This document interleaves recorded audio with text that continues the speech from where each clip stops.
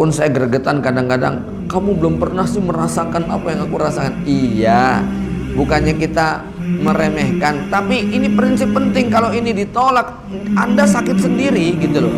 Ya, tadi loh prinsip ala tahilul lahu hatta tankiha zaujan ghairah, maka dia tidak halal untuk kembali kepada suaminya sampai dia dinikahi oleh laki-laki lain.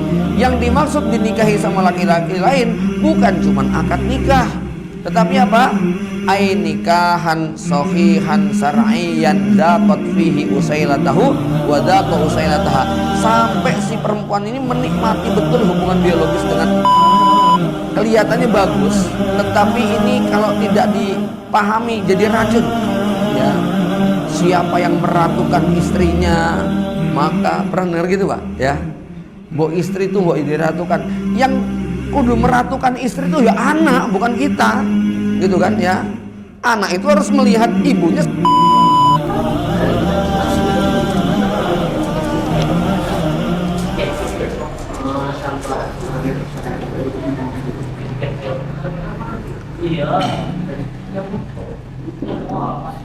Bismillah. Assalamualaikum warahmatullahi wabarakatuh. Innal hamdalillahi nahmaduhu wa nasta'inuhu wa nastahdihi wa natubu ilaihi wa na'udzu billahi min syururi anfusina wa sayyiati a'malina. May yahdihillahu fahuwal muhtadi wa may yudlil falan tajida lahu waliyyan mursyida. Asyhadu an la ilaha illallah wahdahu la syarikalah wa asyhadu anna Muhammadan abduhu wa rasuluhu la nabiyya wa la rasula ba'dah. Allahumma shalli ala Muhammadin wa ala ali Muhammad kama shallaita ala Ibrahim wa ala ali Ibrahim innaka Hamidum Majid wa ba'd.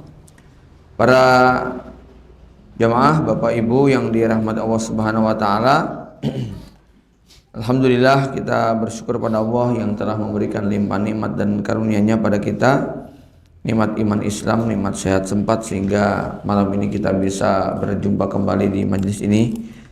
Semoga Allah berikan rahmat, ampunan dan kasih-Nya pada kita semua melalui majlis ini. Salawat dan salam semoga tercurah pada baginda Nabi Muhammad SAW, juga pada keluarga, kerabat, sahabat dan pengikutnya yang setia sampai kiamat. Semoga kita termasuk umat beliau yang mendapatkan syafaatnya di yaumul hisab. Jamaah sekalian, di pertemuan lalu sampai pembahasan tentang wasiat berbuat baik kepada kaum wanita, ya. Ada 3 hadis. Pertama, istausu bin nisa, hendaknya kalian meminta nasihat tentang wanita yang baik. Kemudian hadis kedua, la yafruq mu'minun mu'minatan, janganlah seorang suami marah kepada istrinya, janganlah seorang suami membenci istrinya. In kariha minha khuluqan radiya minha akhar, kalau dia tidak suka pada satu akhlaknya, pasti dia suka pada yang lainnya. Ya, ini menunjukkan bahwa pasangan kita seperti apapun pasti punya kelebihan. Maka rumus kemarin kita sudah sampaikan ya, rumus nonton istri itu seperti nonton YouTube Short, ya, seperti nonton video pendek. Kalau jenengan buka IG, buka YouTube yang 30 detik atau 1 menit, itu kan kalau jelek di skip, kalau bagus ditonton sampai habis. Kalau perlu diulang, ya, nek perlu di screenshot, di zoom, gitu kan ya. Sehingga di otak kita tentang istri adanya baik-baik semuanya, ya. Nah, ini ada yang menarik ya, dalam Islam ada akhlak yang namanya taghaful. Taghaful itu artinya pura-pura nggak tahu, gitu kan ya, cuek yang pada tempatnya. Masuk rumah kok ada benda-benda yang kurang nyaman, tidak pada tempatnya, biasanya kita yang perfect itu langsung sensi, ini siapa nih yang buang, nah, misalnya begitu kan ya, ini siapa yang narok, ini siapa yang gini. Itu dalam banyak aspek kita perlu taghaful. Taghaful itu sudahlah, tinggal diambil, begitu ya, tinggal diletakkan pada tempatnya. Jangan setiap kejadian dikomentari, ya, jangan setiap peristiwa masuk dalam pikiran. Ya, kalau hidup mau tenang, mau damai, mau nyaman, mau enak, harus sering-sering taghaful, ya, pura-pura tidak ngelihat, pura-pura tidak tahu, ya, agak sedikit abai. Jadi padahal apa? Pada perkara-perkara yang kecil, gitu kan, ya. Walaupun kita tahu bahwa perkara kecil ini kalau numpuk memang bisa jadi bumerang, ya. Tapi ini buat orang yang punya akhlak taghaful, memudahkan, jangan memperbesar perkara yang sepele, itu insya Allah akan lebih tenang, ya. Dan faktanya memang dalam rumah tangga kita itu ribut bukan perkara-perkara yang besar biasanya, cuman perkara-perkara yang kecil tapi bertumpuk-tumpuk, akhirnya hal yang sangat sepele sekali, yang sebenarnya kalau nggak dikomentari itu aman, ya, kalau nggak ungkit-ungkit itu sebetulnya bagus aja, cuman karena diungkit-ungkit akhirnya menjadi besar, ya. Maka ada satu akhlak yang diajarkan oleh Nabi Yusuf alaihissalam, ini akhlak yang luar biasa, ya, yaitu ketika Nabi Yusuf alaihissalam didatangi atau kedatangan 10 saudaranya, ya, 11 plus dengan Bunyamin, datang yang kedua kalinya kan. Kemudian Nabi Yusuf mengatur strategi gimana Bunyamin supaya tidak bisa pulang. Akhirnya tasnya Bunyamin dimasuki piala raja. Akhirnya ketika 11 orang ini meninggalkan istana Mesir, soha soihun, ya, ada yang berteriak, ya, bahwa ayyuhatul ir innakum lasarikun, gitu kan, ya, kalian mencuri ini, kami kehilangan piala raja. Nah, setelah kemudian digeledah, kok ternyata di dalam tasnya Bunyamin ada piala raja. Akhirnya 10 orang ini terbelalak mata, mereka nggak bisa berkata apa-apa, tapi akhirnya mengeluarkan kalimat yang ini bikin jengkel Nabi Yusuf. Apa kalimat mereka? Qalu iyasrik faqad saroko ahullah. Maaf Tuan Raja, kalau adik kami ini mencuri, memang dulu abangnya juga suka mencuri masanya, jadi nular, gitu kan, ya. Padahal abangnya ada di depan, gitu kan, ya. Ya. Apa yang terjadi? Ya, fa asarraha Yusufu fi nafsihi wa lam yubdiha lahum. Qala antum syarrum makana. Dalam hati Nabi Yusuf, kamu tuh memang jahatnya, memfitnah sini sana, ya. Jadi adiknya di dalam tas ada piala raja, saudara-saudara bilang iyasrik faqad sarqa akhullah. Kalau dia mencuri, memang dulu abangnya suka nyolong, ya. Fa asarraha Yusufu fi nafsihi wa lam yubdilhum. Yusuf cuman ditelan aja, disimpan, nggak usah diungkapkan. Kurang ajar ya kamu nuduh saya. Nah, nanti skenarionya nggak selesai, nggak jadi itu, ya. Nama Nabi Yusuf disimpan. Jadi ternyata dalam banyak hal, ya, itu cukup disimpan. Jadi begini Bapak Ibu, ada yang menarik di sini. Ketika Allah menjelaskan la yukallifullahu nafsan illa wus'aha, Allah tidak membebani seseorang di luar kemampuan atau kecuali sebatas kemampuannya, itu dalam perkara fisik. Kenapa? Karena jenengan itu kalau disiksa nggak kuat, ya pingsan mesti. Nggak mungkin tubuh kita itu masih kita masih kuat, padahal tubuh kita dicincang-cincang kok masih menteleng aja gitu. Enggak. Mesti kalau nggak kuat tubuh kita akan pingsan. Tapi kalau hati nggak ada batasnya, Pak. Ya. Kalau tubuh kita ada batas daya tahan untuk menahan sakit. Tapi kalau hati kita itu nggak ada batasnya, gitu kan, nggak ada batasnya. Mau seperti apapun hinaan, cacian, makian, ya, bulian, kalau hati kita tidak memberi ruang, ya aman, begitu loh. Nih, contoh aja, antum dihina sama turis asing, 10 orang ngebully antum pakai bahasa, yang satu bahasa Jerman, bahasa Rusia, bahasa Korea, bahasa Jepang, bahasa Belanda, bahasa ini. Mereka semua menghina antum, menghina bapak antum, menghina ya. Asal antum nggak kepo terjemahannya apa, aman gitu loh. Gitu. Loh iya. Ya, kayak ngomong apa toh? Kan tenang toh. Asal jangan nanya terjemahannya apa toh, gitu kan? Ya. Lah sama, kalau hati kita tidak memberikan ruang, mereka ngomong menghina kita, membuli kita, ya itu kita nggak bakal terluka hatinya. Tidak ada satupun yang bisa melukai hati kita kecuali kita mengizinkan hati kita untuk dilukai. Ini prinsip penting. Ya. Walaupun saya gregetan kadang-kadang, kamu belum pernah sih merasakan apa yang aku rasakan. Iya, bukannya kita meremehkan, tapi ini prinsip penting. Kalau ini ditolak, Anda sakit sendiri gitu loh. Ya, tadi loh prinsip Nabi Yusuf. Fa'asarraha fi Yusuf fi nafsihi. Ini kaidah yang luar biasa ya. Cukup masuk selesai, nggak usah dianggap begitu kan ya. Ya, kita ini seringnya yang bikin kita sakit hati itu Pak ya, pada saat kita berdiam tiba-tiba yang di sebelah kentut, kemudian jenengan malah ngirupnya dalam-dalam gitu loh ya. Mbok ya tinggal pergi gitu kan.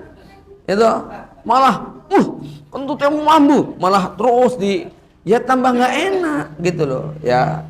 Tapi kalau jenengan pergi, abaikan, kan udah nggak mencium lagi gitu loh. Jadi kita itu sakitnya, kecewanya dan sebagainya itu karena dianggap. Makanya ya untuk bab hati, bab sakit hati, Allah tidak memberikan batasan. Ya. Mbok jenengan itu dielek-elek sama siapa? Nek rasah dirungokke, rampung begitu loh. Tapi kita tahu gara-gara perkara sepele aja, ya, cuman diginiin orang, apa kamu? Ya, nantang, ngajak gelut. Wah, yuk bisa bablas itu Pak. Gitu loh. Padahal kan boleh jadi nggak begitu maksudnya gitu ya.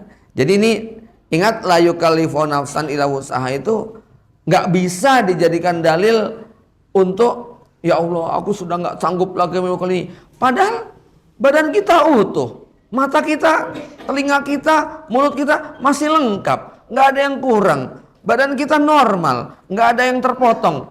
Lah kok kemudian nggak kuat itu apa begitu loh? Ya, maka ini prinsip penting ya, kalau kita dilukai oleh istri, disakiti oleh istri dengan kata-kata ataupun dengan sesuatu yang bikin kita sakit hati lah intinya. Intinya bab tentang sakit hati.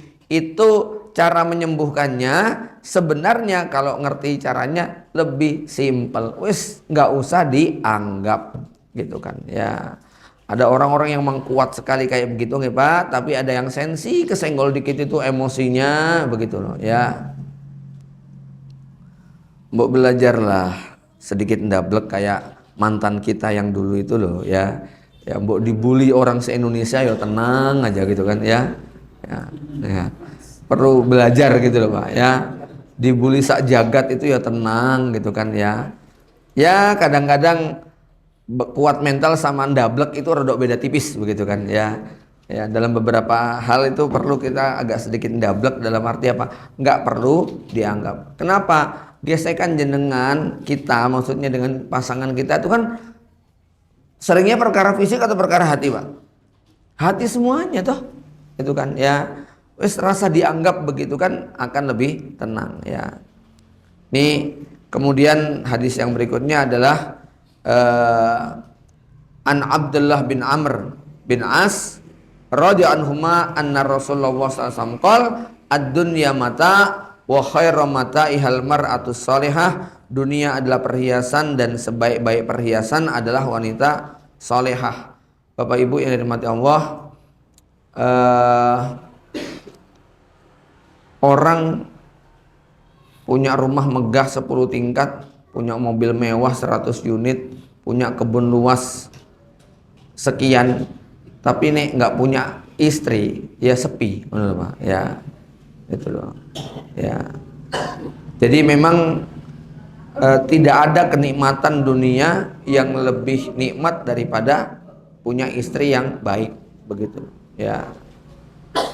Maka salah satu daya tarik surga itu adalah Allah tawarkan bidadari ya. Karena nikmatnya punya mobil, nikmatnya punya rumah, nikmatnya makan, nikmatnya jalan-jalan beda sama nikmatnya pengantin baru gitu loh ya. Itu beda ya. Ya nggak perlu dalam-dalam kita ngebahasnya, tapi ini menjelaskan tentang betapa memiliki pasangan yang solehah itu Rasul memberikan gambaran yang paling baik, begitu kan ya. Sehingga beliau mengatakan hubbiba ilayya min dunyakum an-nisa'u watib. Dua dunia yang paling aku suka, satu parfum, dua perempuan, gitu ya. Ini normalnya seorang laki-laki ya.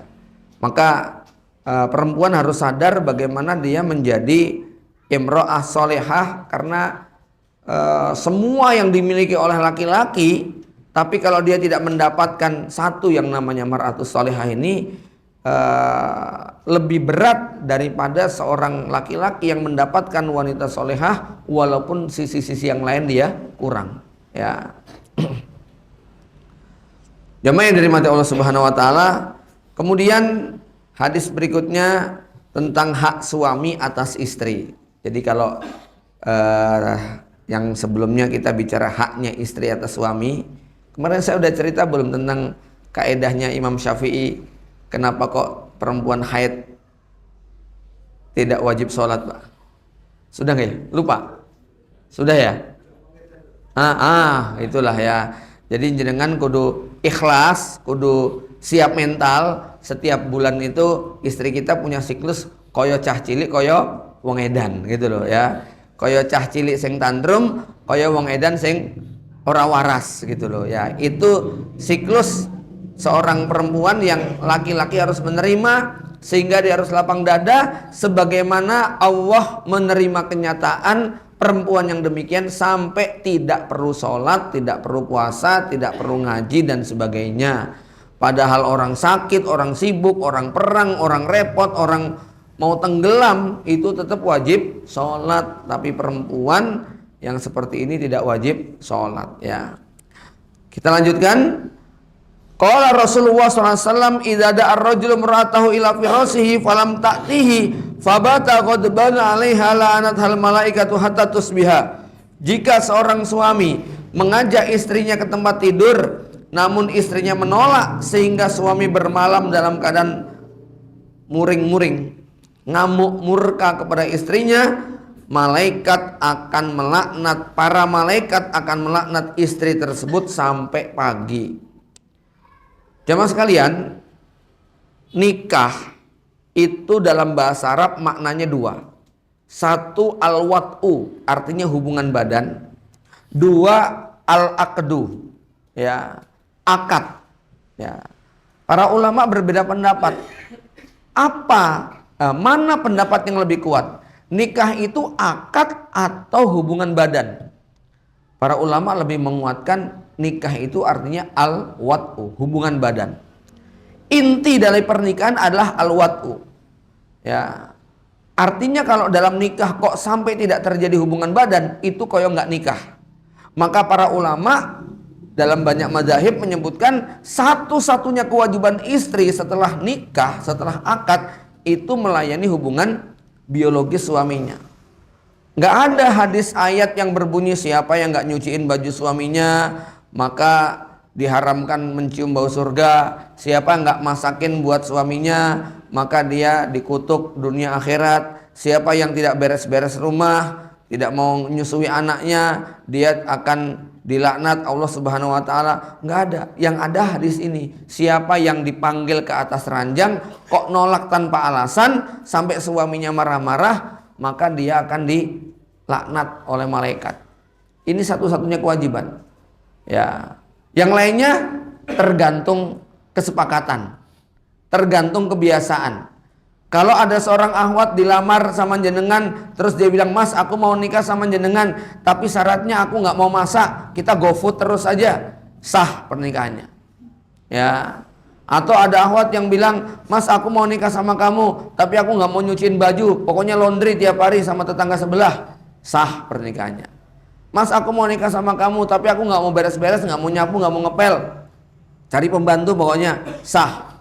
Tapi kalau ada seorang perempuan bilang, "Mas, aku mau nikah sama kamu, tapi aku nggak mau tidur selama-lamanya satu ranjang berdua," batal, nggak jadi nikah itu. Ya. Jadi ini satu-satunya kewajiban. Nah, yang lainnya itu tergantung kebiasaan.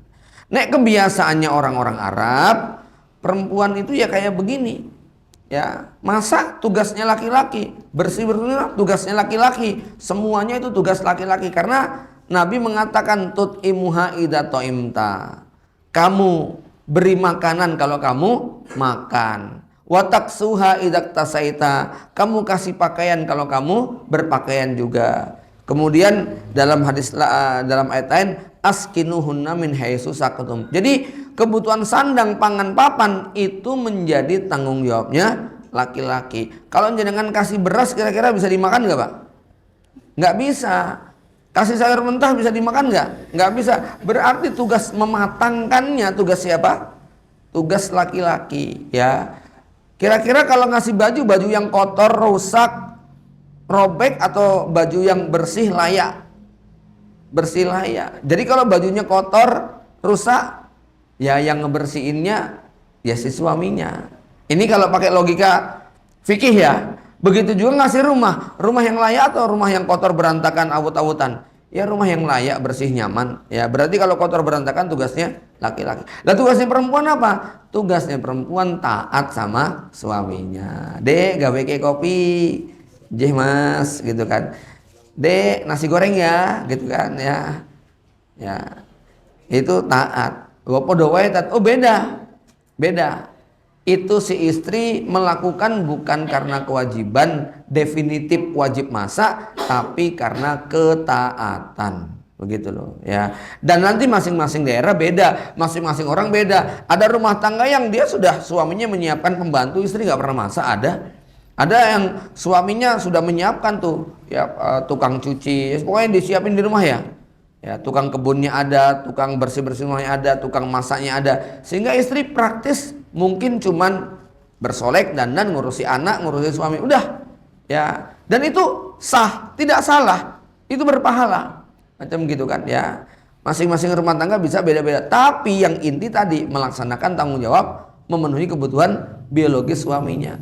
Karena ini yang tidak bisa diwakilkan. Yang lainnya bisa di outsourcing-kan gitu ya Pak. Tapi kewajiban yang satu ini tidak bisa diwakilkan. Maka ada konsekuensi, yaitu dilaknat kalau sampai menolak tanpa alasan, ya. Jadi di sini para ulama menguatkan kata-kata nikah itu artinya al-wat'u, yaitu hubungan badan. Mana dalilnya? Satu, ketika Rasulullah bersabda pada seorang sahabat yang istrinya haid, nanya, "Ya Rasul, apa yang harus aku lakukan?" Kata Rasul, "If'alu kulla syai' illan nikah." Lakukan apa saja kepada istrimu kecuali nikah. Maksudnya nikah di situ apa? Bukan akad nikah, tapi apa? Hubungan biologis, ya. Begitu juga dalam firman Allah ketika menceritakan seorang perempuan yang ditalak 3, yang tidak boleh kembali kepada suaminya sampai dia nikah dulu dengan laki-laki lain. Fala tahilul lahu hatta tankiha zaujan ghairah. Maka dia tidak halal untuk kembali kepada suaminya sampai dia dinikahi oleh laki-laki lain. Yang dimaksud dinikahi sama laki-laki lain bukan cuman akad nikah, tetapi apa? Ai nikahan sahihan syar'iyyan zaqat fihi usailatahu wa zaqa usailataha. Sampai si perempuan ini menikmati betul hubungan biologis dengan suami barunya, suaminya juga betul-betul menikmati, lalu kok kemudian cekcok dan tidak cocok lalu bercerai, barulah istri seperti ini setelah habis masa idahnya dia boleh balik kepada suami pertamanya. Jadi kalau ada seorang perempuan talak 3 kemudian menikah dengan laki lain, kok cuman baru dipeluk, baru dikecup, baru dicium saja lalu dicerai, nggak boleh itu, ya. Baru nikah kok langsung haid, belum sempet digauli, baru tidur bareng saja, besoknya kalau dicerai, nggak boleh dia balik kepada suaminya sampai dia betul-betul zaqat fihi usailatahu wa zaqa usailataha. Ya, keduanya merasakan sebagaimana lazimnya hubungan suami istri yang seharusnya. Ini dalil yang menunjukkan bahwa makna nikah artinya adalah hubungan badan, ya, bukan sekedar akad. Nah, yang ketiga, kalau ada dalam Islam itu kan kalau laki-laki bujangan berzina itu hukumannya berapa? Dicambuk 100 kali. Kalau bapak-bapak yang sudah beristri berzina, hukumannya rajam sampai mati. Sekarang ada bujangan terus nikah, belum sempat menggauli istrinya kok berzina, hukumannya apa? Apa? Dia belum sempat menggauli istrinya, ini ada bujangan, akad nikah, belum sempat menggauli kok selingkuh berzina sama wanita lain, hukumannya apa?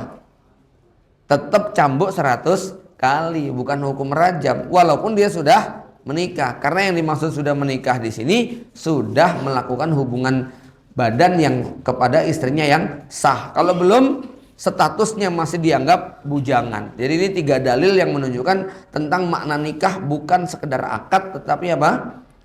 Hubungan badan tadi. Ya. Hadis berikutnya.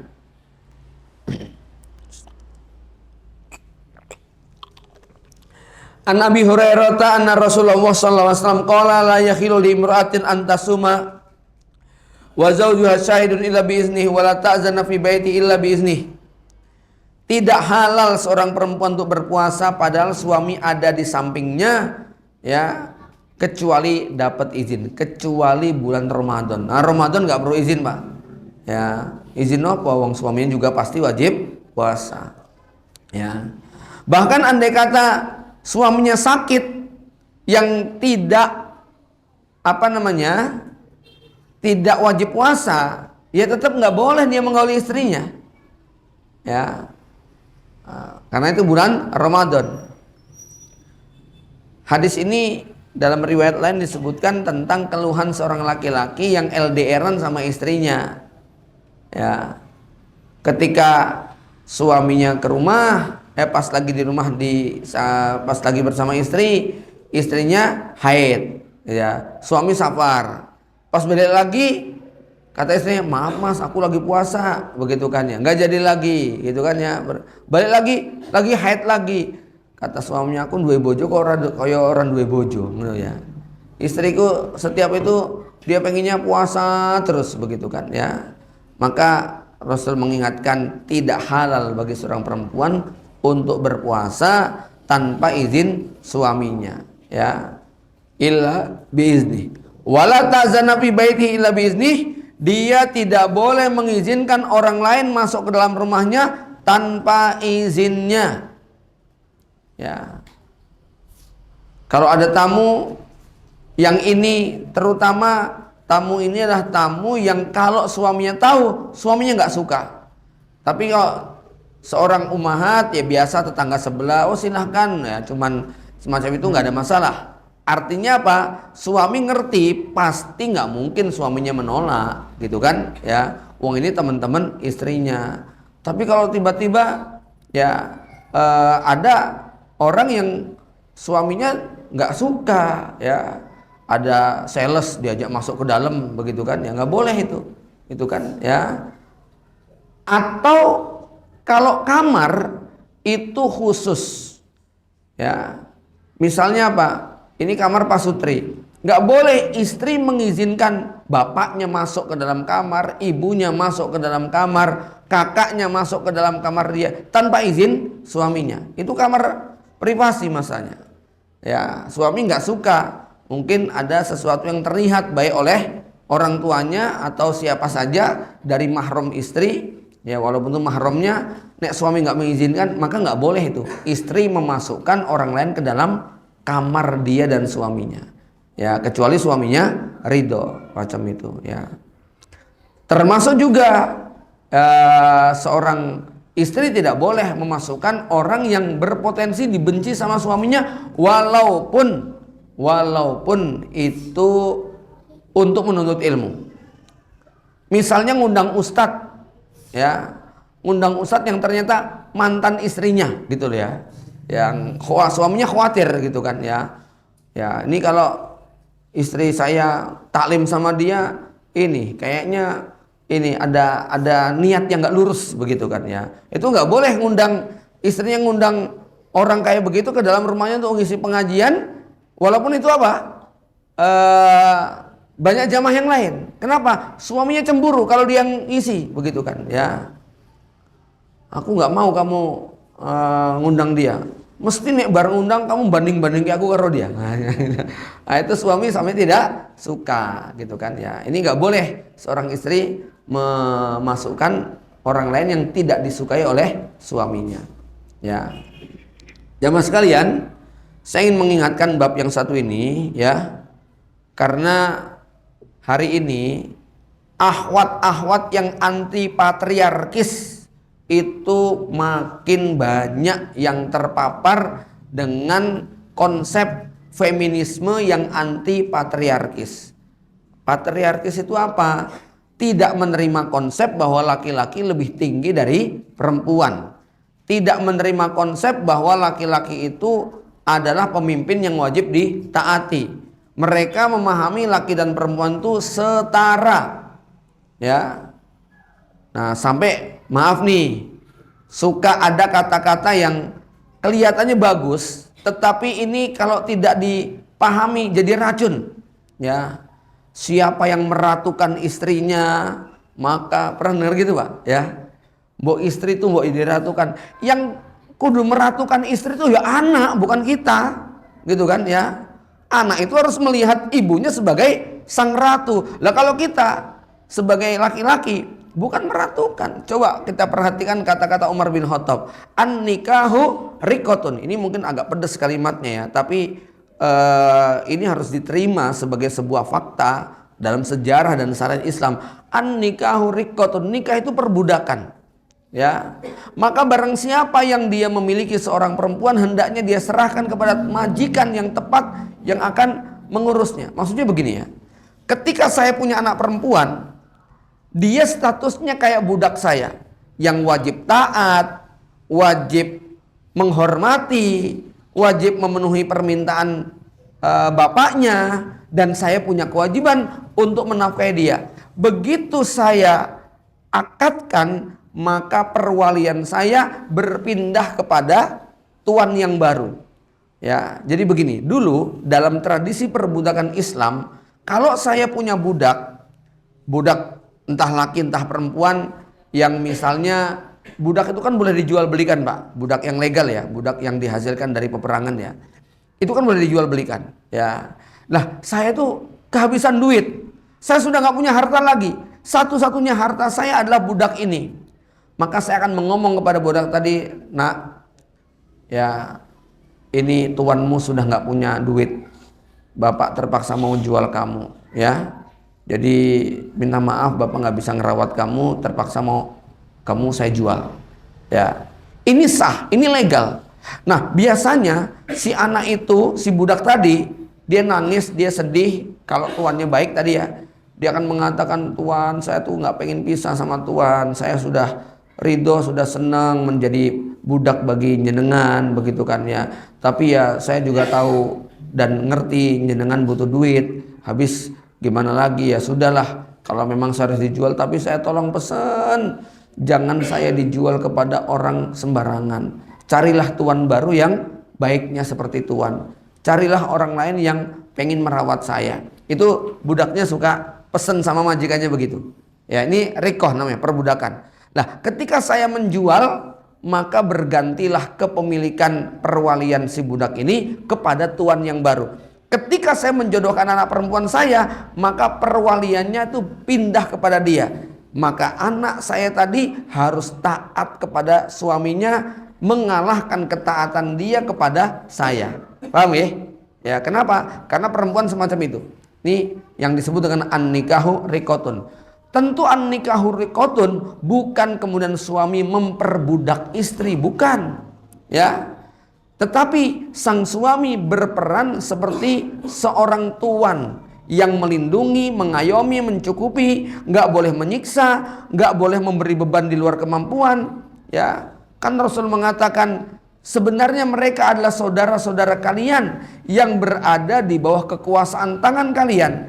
Maka barang siapa yang saudaranya berada di bawah kekuasaannya, janganlah dia memukulnya, janganlah dia menistakannya, janganlah dia memberi beban di luar kemampuannya. Dan kalau kalian memberi beban, bantulah dia. Itu pesan Rasul kepada para majikan untuk bersikap kepada budaknya. Ya, nah, ada kesamaan nggak budak sama istri? Ada. Ya, kesamaannya sama-sama halal untuk digauli. Ya, sama-sama haram untuk dipukul. Sama-sama halal untuk disentuh. Sama-sama wajib taat kepada majikannya. Perbedaannya apa? Kalau budak tidak dapat warisan, kalau budak tidak perlu mahar, ya, kalau budak tidak perlu pakai akad nikah, tapi akadnya akad kepemilikan, sedangkan istri dapat mahar, dapat warisan. Itu aja. Selebihnya dari banyak aspek dia memiliki kesamaan. Nah, ini kalimat kalau disalahpahami nanti munculnya apa? Wah, ya, memperbudak istri. Oh, bukan, ya. Jangan bayangkan perbudakan yang dimaksud sebagaimana perbudakan Amerika kepada orang-orang Afrika ataupun perbudakan yang dilakukan oleh terhadap suku Indian. Bukan, ya. Lihat budak-budaknya Rasulullah, betah itu sampai puluhan tahun jadi budaknya Rasulullah, senang jadi budaknya Rasulullah. Kenapa? Dimuliakan, begitu loh, Pak. Ya. Nah, ini yang disebut dengan an-nikahu riqatun, ya. Kemudian di sini ada satu kisah yang menarik, yaitu kisahnya Sa'id bin Musayyib. Dia adalah ulamanya tabi'in. Kalau sekarang kira-kira kayak kiai siapa ya yang punya pesantren muridnya puluhan ribu itu, ya. Pokoknya dia seorang kiai kondang, ya, punya anak perempuan. Kira-kira makom anak perempuannya gimana, Pak? Istimewa banget ya, Pak? Super istimewa, nggih. Anaknya Pak Kiai, begitu kan? Putrinya Pak Kiai. Putrinya Pak Kiai paling pintar sendiri. Ini putrinya dilamar sama presiden, ya, untuk dijadikan menantu, ya, khalifah Bani Umayyah. Ya, tapi begitu dengar bahwa putrinya mau dilamar sama anak khalifah, Sa'id bin Musayyib bertanya kepada muridnya yang bernama Abu Wada'ah. Abu Wada'ah ini santri yang paling rajin tapi miskin. Dia baru saja menduda, istrinya meninggal dunia 2 atau 3 hari yang lalu. Ya, kemudian ketika si Abu Wada'ah ini sedang berduka, nggak ikut majelis taklim, besoknya baru datang. Ya, kamu kemana kok? Kemarin nggak datang. Maaf, istri saya baru meninggal. Ya, jadi saya masih repot dengan urusan kematian. Oh, gitu. Tahu itu. Nih ada duda miskin kayak gini, ya. Sama Sa'id bin Musayyib, putrinya langsung dijodohkan sama dia. Gitu. Ya sudah, kamu nak nikah dengan anak saya. Kaget dia pulang, gitu kan, ya. Dia pulang, sore-sorenya Abu Wada'ah ini rumahnya diketuk. Assalamualaikum. Waalaikumsalam. Siapa ya? Sa'id. Ya, Sa'id. Sa'id siapa ya? Sa'id, gitu kan, ya. Mertuamu, begitu kan, ya. Kaget begitu dibuka pintunya, ternyata Sa'id bin Musayyib itu membawa anak putrinya yang tadi pagi dijodohkan, dan Sa'id bin Musayyib itu nggak sadar kalau dia itu sudah dinikahkan, gitu loh, ya. Kata Pak Kiainya ngomong begini, aku tuh nunggu-nunggu kamu, kok bojomu nggak dijemput-jemput, ya wis tak anter, gitu kan, ya. Ya, ini nih pamannya pernikahan zaman sekarang kira-kira pripun iku, Pak, ya. Ya, hebohnya luar biasa. Akhirnya Abu Wada'ah cerita sama ibu-ibu, aku tuh tadi pagi ternyata sudah diakadkan karo Pak Kiai, ya. Aku dijodohkan karo Rabuah binti Sa'id bin Musayyib. Kata ibunya apa? Bonek ngelindur sing wajar-wajar, gitu lah. Masa kamu nikah sama anaknya Pak Kiai? Mustahil, gitu kan, ya. Bu, tenanan loh, iki loh Bu, mantumu Bu, gitu ya. Ya, ibunya kaget langsung mengatakan, celaka saya kalau sampai nggak bikin pengumuman. Saking gembiranya dia teriak ke kampung-kampung bahwa anakku wis rabi karo Rabuah binti Sa'id bin Musayyib. gitu ya. Jamaah sekalian, setelah pesta ya walimahan biasa lah ya. Kemudian apa?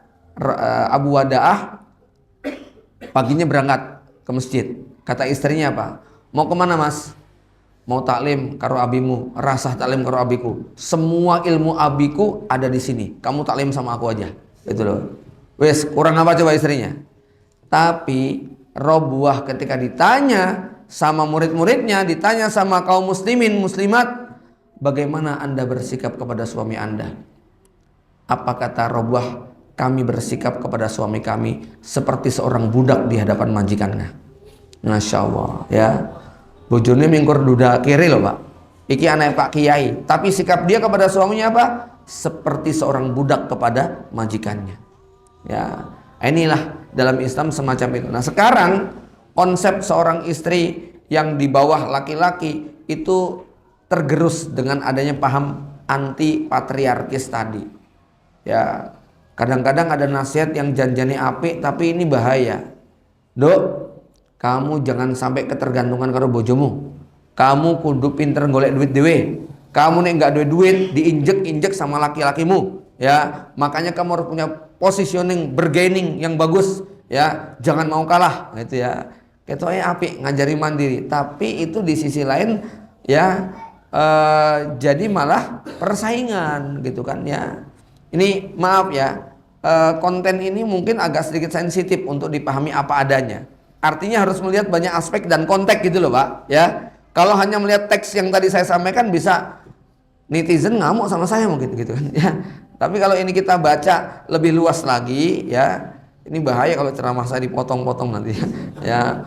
Wah, Ustaz Abu Fatihah mengizinkan perbudakan begitu kan, istri budak. Itu bukan ucapan saya, itu ucapannya Umar bin Khattab radhiyallahu anhu sahih. Dan itulah sikap para tabi'in, para ulama zaman dulu semacam itu keadaannya ya.